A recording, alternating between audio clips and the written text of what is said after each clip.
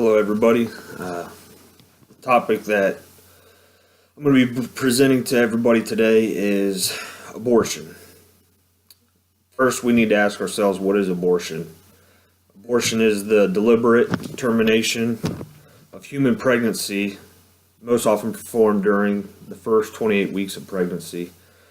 And as sad as it is to believe, is that there's people who think that abortion is an easy fix, a get out from decisions that they've made, and now they don't want to deal with the consequences. So the thing that I'm presenting is a pregnant woman can kill a baby within the first trimester. By second trimester and third trimester, there is states who aren't doing anything to prevent these things from happening and are even going to the extreme of allowing these things to happen. The main points here are the different types of abortion and when they can happen. The one type of abortion happens in the first trimester, and it's called a vacuum aspiration. And this is, again, during the first trimester from 1 to 12 weeks. This is a procedure where an abortion catheter is inserted into the woman's uterus to extract the preborn baby.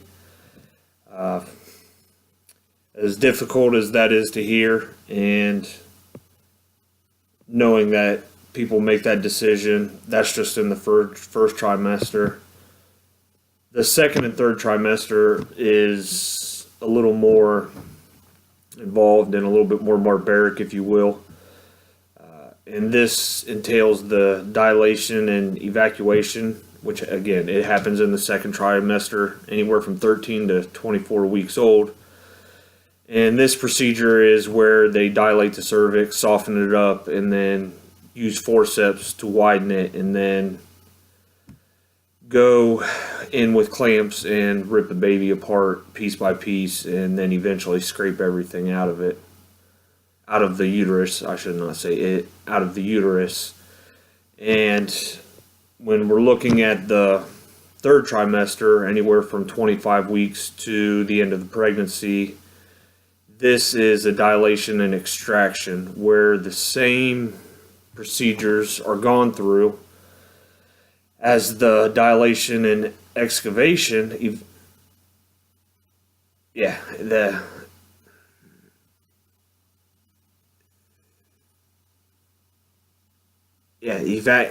The dilation and evacuation is the same as the dilation and extraction, although there can be more procedures as far as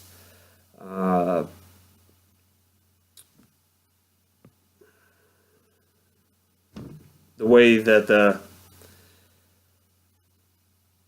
prep work is done, and the cervix, as far as the other options, like labor induction, a hysterectomy, are all procedures that can happen after the third time, or to abort the baby in the third trimester.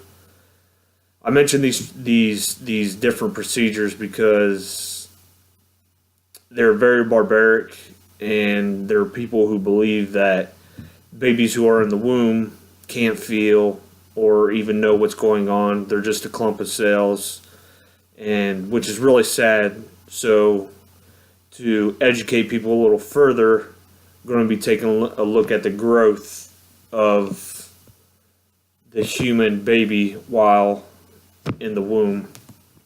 And you'll be surprised to see that it doesn't take very long for the baby to get all of its major developmental milestones. The first month, pretty much the mouth, lower jaw, throat, blood cells, all this stuff is taking shape. Circulation is starting to begin.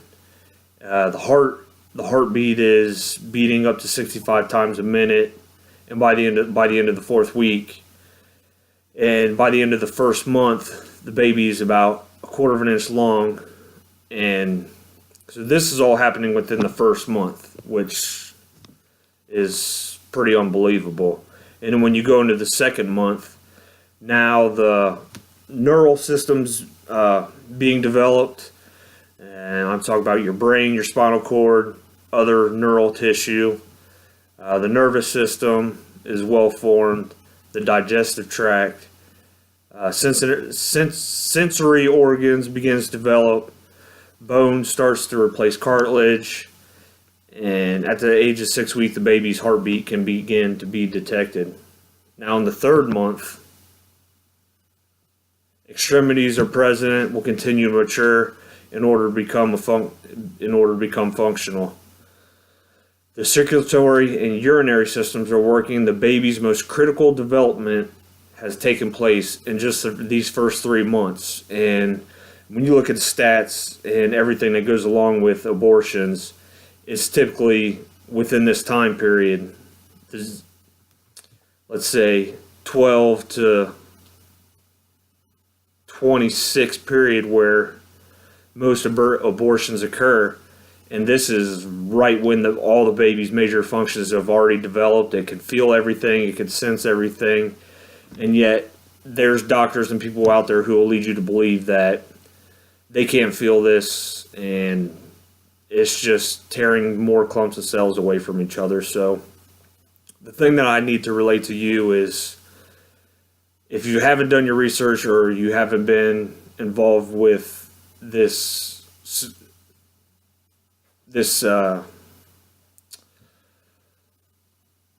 type of dealing in your city, school, whatever, get on board, do your research, and really see what is being done, and not only in your city but in your state, and see how people are either going with abortion or trying to ban it, doing a heartbeat bill, which the state I live in, Ohio, is in the process of doing that. Once the heartbeat's been detected, abortions are no longer acceptable means. So it's good to see that there's still states out here who, and people, not only states, but people and political people who know the value of life, and it goes much farther than people being irresponsible and not doing the right thing and would rather kill than own up to what they had done irresponsibly,